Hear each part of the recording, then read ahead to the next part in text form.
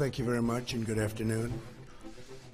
As President, my highest and most solemn duty is the defense of our nation and its citizens.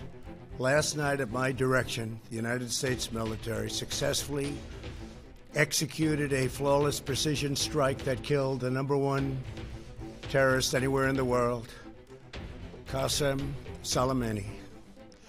Soleimani was plotting imminent and sinister attacks on American diplomats and military personnel, but we caught him in the act and terminated him. ترامپ بەو هەواڵەڕا دەگەێنێ کە سەرۆکەکانی پێشووی ئەمریکا بە درێژایی 20 ساڵی ڕابردوو سڵیان لە جێبەجێکردنی دەکردەوە. بڕیاری یەکلاکەرەوەی کوشتنی قاسم سولەیمانی بەهێزترین پیاوی سەربازی ئێران. جەنەڕاڵ قاسم سولەیمانی فەرماندەی سوپای قودسی ئێران 3 ساڵ بەر لە ئێستا و لە نیوە شەوێکی ساردی بەغدادا لە هێرشێکی موشەکی ئەمریکادا کوژرا. لەگەڵیشیدا ئەبوو مەهدی موهەندس جێگری سەرۆکی دەستەی حەشدی شەعبی عێراق و ژمارەیەک لەو کەسانەی یاوەریان دەکرد کوژران.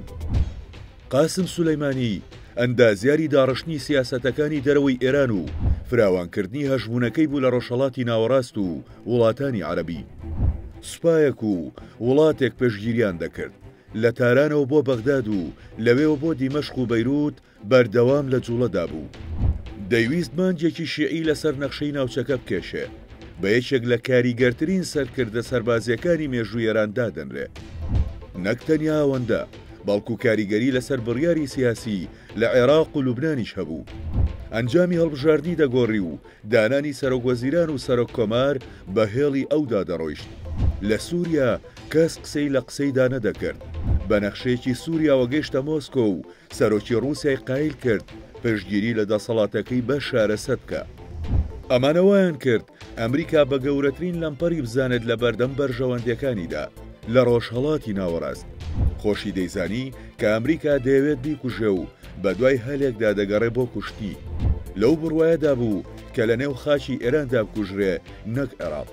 لە وڵاتەکەی خۆیدا ڕێوشوێنی ئەمنی توندوتۆڵی بۆ خۆپاراستن دەگرتە بەر و لە عێراقدا بە پێچەوانەوە. ساڵی 2008 قاسم سولەیمانی خۆی نامێکی بۆ دەیڤێت پرایۆس فەرماندەی هێزەکانی ئەمریکا لە عێراق دەنێرێ و بەم شێوەیە خۆی دەناسێنێ.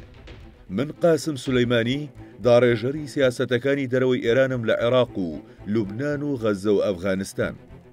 3 ساڵ بەر لە ئێستا و ئەو شەوەی کە سولەیمانی تێدا کوژرا بە ئاسمانەوە بوو بەرەو لوبنان و سووریا، بەڵام لەسەر داوای عادل عەبدولمەهدی سەرۆکوەزیرانی ئەو کاتی عێراق ئاراستەی گەشتەکەی دەگۆڕێ و لە بەغدا دەنیشێتەوە. داواکەی سەرۆکوەزیرانی عێراق لە قاسم سولەیمانی پاش ئەو پەیوەندیە تەلەفۆنیە بوو کە لە شەوی سەری ساڵدا لەگەڵ دۆناڵد ترەمپ سەرۆکی ئەمریکا ئەنجامیدا بوو بۆ هێورکردنەوەی دۆخی بەغدا.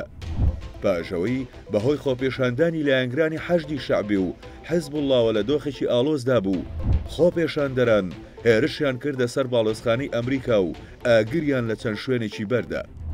بە بڕوای ئەمریکیەکان ئێران لە پشت خۆپیشاندانەکان و هێرشکردنە سەر باڵۆزخانەکەیانەوە بووە. ترامپ داوای لە سەرۆکوەزیرانی عێراق کردبوو نێوەنگیری بکات لەگەڵ ئێران. 2 ڕۆژ پاش ئەو پەیوەندیە تەلەفۆنیە نیوە شەوی 3 کانونی دیوەمی ساڵی 2020 دوای گەیشتنی بە فڕۆکەخانەی بەغدا قاسم سولەیمانی کرایە مانج. دوایەوەی ئەمریکا دانی بەوە دانا کە لە ڕێی فڕۆکەی بێفڕۆکەوان و موشەکی هێڵفایرەوە سولەیمانی کوشتووە، دەسەڵاتدارانی ئێران بڕیاری تۆڵەسەندنەوەیاندا. بەو پێی ڕووداوەکە لە خاچی عێراقدا بووە لیژنەی هاوبەشیان بۆ لێکۆڵینەوە پێکێنە.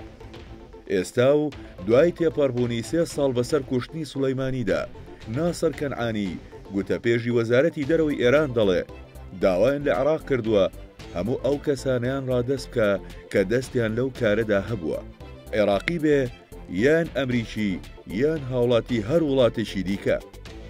هەروەها ئەمیر حسین عەبدوڵڵاهیان وەزیری دەرەوەی ئێران لە نوێترین لێدوانیدا لەبارەی لێکۆڵینەوەکانی کوشتنی سولەیمانی ئەمریکا و ڕۆژئاوا بە لەمپەر دروستکردن لە بەردەم لێکۆڵینەوەکان تۆمەتبار دەکا. جەختیشی کردەوە کە وڵاتەکەی 6 بارپرسی ئەمریکایی خستۆتە لیستی ڕەشەوە، لە نێویاندا مایک پۆمپیۆ وەزیری پێشووی دەرەوەی ئەمریکا هەیە.